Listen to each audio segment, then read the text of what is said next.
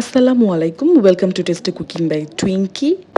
করলা আমার পছন্দের হলেও উচ্ছে আমার অনেক বেশি ভালো লাগে না। করলাটা যেমন আমি খুব বেশি পছন্দ করি, কিন্তু উচ্ছেটা ভালো না লাগার প্রধান কারণ হলো এটা করলার চেয়েও অনেক বেশি তেতো হয়।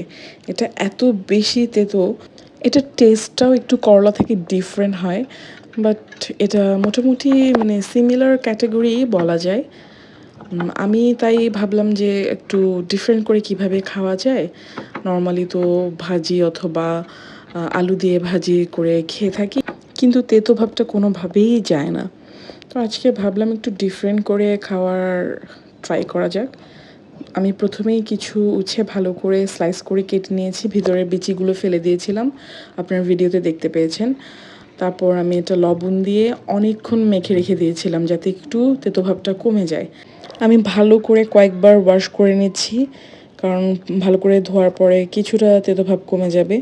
এরপর আমি লবণ, হলুদের গুঁড়ো এবং মরিচের গুঁড়ো দিয়ে ভালো করে মেখে তারপর এটা একদম ডিপ ফ্রাই করব।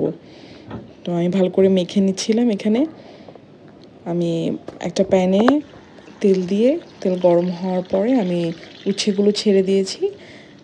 এটা আমি একটু গোল্ডেন গোল্ডেন ফ্রাই করে তারপর তুলে নেব। চুলার আঁচটা মিডিয়াম হাই ফ্লেমে রেখে ভাজবেন, যাতে একদম দেওয়ার সাথে সাথে পুড়ে না যায়। একটু সময় নিয়ে ভাজবেন, কারণ পুড়ে গেলে দেখা যাবে যে জিনিসটা আরও বেশি তেতো হয়ে যাচ্ছে। এরপর আমি এখানে 2 চামচ টক দই নিয়ে নিচ্ছি। তারপর উচ্ছেগুলো দিয়ে আমি এভাবেই এটা দিয়ে মেখে ভাত খাবো। আপনারা এটা ট্রাই করে দেখলেই বুঝতে পারবেন যে এটা খেতে কত বেশি মজা।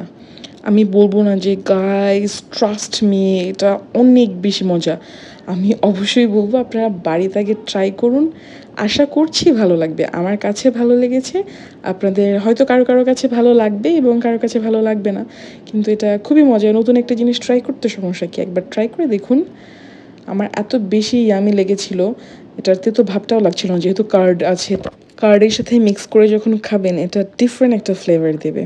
আবার নতুন কোনো ভিডিও নিয়ে চলে আসবো। টিল দেন টেক কেয়ার, ভালো থাকবেন, আল্লাহ হাফেজ।